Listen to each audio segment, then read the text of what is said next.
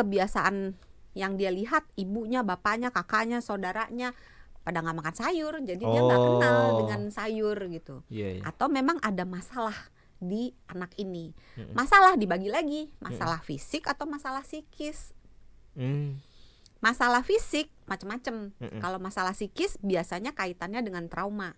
Jadi mungkin dulu pernah dimarah-marahin, atau mungkin pernah dicekok, atau mungkin pernah kesedak makan misalnya sayur tertentu, dia kesedak, dia jadi trauma dengan sayur itu. Itu gitu. menarik tuh yang soal dimarahin. Kadang kan mungkin ada beberapa orang tua yang ketika disodorin sayur nggak mau, langsung marah-marah kan. Itu bisa malah pisau bermata dua. Mungkin untuk beberapa anak malah membuat anak itu jadi makan sayur, pada beberapa anak malah nggak mau makan sayur.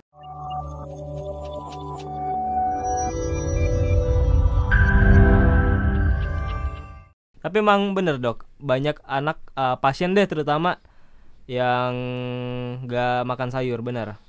Berdasarkan riset kesehatan Riskesdas, itu 93,6% orang Indonesia tidak suka makan sayur. Termasuk saya. Jadi kalau sahabat Sonora dari 10 pendengar itu 9 lebih gitu nggak suka makan sayur. Dan biasanya kalau orang-orang dewasa yang gak suka makan sayur itu biasanya kebiasaan dari kecil ya? Bisa iya, bisa tidak. Jadi memang harus dan bisa terbalik. Bisa terbalik. Maksudnya dulu, dari kecilnya nggak doyan, ntar gedenya jadi doyan. Gitu. Bisa kebalik bisa. Yang sebaliknya nggak dari kecilnya doyan, nanti gedenya nggak doyan. Bisa. Bisa juga ya. Bisa. Makanya kemungkinan itu terbuka luas, jadi nggak usah terlalu khawatir gitu. Tapi biasanya apa sih dok yang dokter temuin ya? Kalau nemuin ada orang-orang yang nggak suka makan sayur, terutama anak-anak ya? Kalau anak-anak sebenarnya kita harus bedakan dulu nih, apakah dia nggak bisa. Sebenarnya bukan nggak bisa, yang nggak doyan makan sayur itu penyebabnya kenapa? Apakah memang ya nggak ada sayurnya, atau kalau sayurnya ada nggak enak, emaknya nggak bisa masak kayak gue. Karena anak kan jujur ya. Ya, jadi atau memang kebiasaan yang dia lihat ibunya, bapaknya, kakaknya, saudaranya pada nggak makan sayur, jadi dia nggak kenal dengan sayur gitu. Atau memang ada masalah di anak ini. Masalah dibagi lagi, masalah fisik atau masalah psikis. Masalah fisik macam-macam. Kalau masalah psikis biasanya kaitannya dengan trauma. Jadi mungkin dulu pernah dimarah-marahin, atau mungkin pernah dicekok, atau mungkin pernah kesedak makan misalnya sayur tertentu, dia kesedak, dia jadi trauma dengan sayur itu. Itu gitu. Menarik tuh yang soal dimarahin. Kadang kan mungkin ada beberapa orang tua yang ketika disodorin sayur nggak mau, langsung marah-marah kan. Itu bisa malah pisau bermata dua. Mungkin untuk beberapa anak malah membuat anak itu jadi makan sayur, pada beberapa anak malah nggak mau makan sayur. Psikis itu berarti trauma ya. Tadi bisa macam-macam kesedak. Atau memang anaknya bisa aja misalnya cari perhatian, karena setiap kali dia nggak mau makan sayur, terus orang tuanya sibuk, ayolah bujuk bisa aja misalnya. Jadi harus dibedakan dulu. Kalau yang masalah fisik bisa dari giginya. Kadang-kadang orang suruh, oh dia mah ini aja, emaknya kurang galak gitu kan. Emaknya mesti dapat suster falak gitu kan. Suster falak.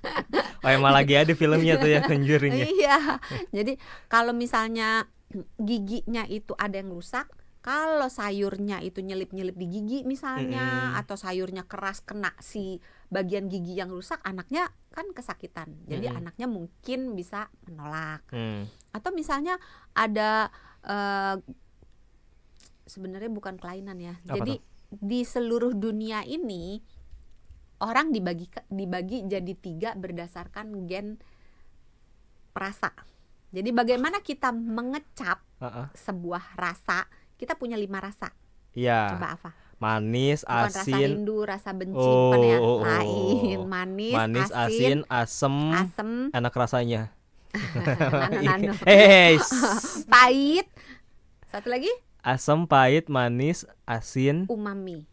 Umami itu gurih. Iya gurih. Terus sekarang sedang ada wacana akan ada rasa yang ke-6. Apa tuh? Lemak. Ini beneran. Serius? Iya. Lemak jadi rasa akhirnya sekarang. Baru wacana ya. Tapi belum. Tapi akan mulai banyak gerakan untuk menjadikan lemak, fat sebagai salah satu dari. Karena kan sampai ada bumbu makanan juga ada kan rasa lemak. Rasa yang ke-6 gitu. Nah, ketika kita mengkonsumsi sesuatu, ada bagian dari lidah kita yang bentuknya kayak jamur. Kalau kita melet, ada jamur, ada tonjolan-tonjolan kecil, bintil-bintil kecil. Oh iya. Di dalam bintil-bintil itu ada ujung-ujung saraf. Nah, ketika makanan masuk, makanan itu akan bercampur dengan ludah. Nah, air ludah yang membawa si makanan ini akan ditangkap oleh ujung-ujung saraf yang ada di taste bud, di kuncup pengecap. Akan mengirimkan sinyal ke otak untuk memberitahu, oh ini rasanya asin, oh ini rasanya manis, oh ini rasanya masih marah gitu. Jadi rasa-rasa itu tuh kok masih marah? Dari tadi asin, asem, marah. Iya, nah rasa-rasa itu akan dikirim ke otak dan diterjemahkan, dipersepsikan sebagai rasa. Oke. Kalau tunggu, tadi lupa mau cerita gen. Oh, gen. Oh iya, Nah, seluruh orang di dunia ini berdasarkan gen yang ada di menentukan sifat bekerjanya si kuncup rasa ini, apakah dia sensitif sekali, biasa aja, atau tidak sensitif. Nah, itu kita kalau yang sensitif sekali, dia kita sebut sebagai super taster. Super taster, average, non taster. Nah, yang sensitif banget ini yang jadi masalah. Biasanya sensitifnya itu terhadap rasa yang pahit. Sayuran, which is semua, kopi, teh, wine, itu kan pahit, alkohol gitu, itu kan pahit. Buat orang yang super taster itu dia merasakan pahitnya itu banget gitu.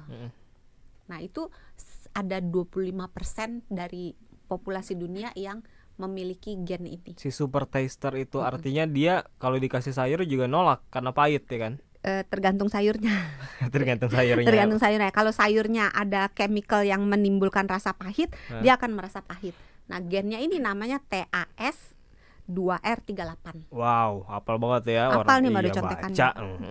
TAS 2R38. Hafal nggak coba? THS 328 2R 38. Ulang lagi nanti segmen selanjutnya nggak hafal pasti. Nah, kalau yang 50% pada umumnya biasa aja. Jadi sensitif sekali tidak, tidak sensitif juga tidak. Kalau yang di bawah itu biasanya nggak sensitif. Tapi kalau anak susah banget makan sayur itu sebenarnya wajar atau bahaya sih? Ya, tergantung dia menolak semua sayur atau hanya menolak sayur tertentu.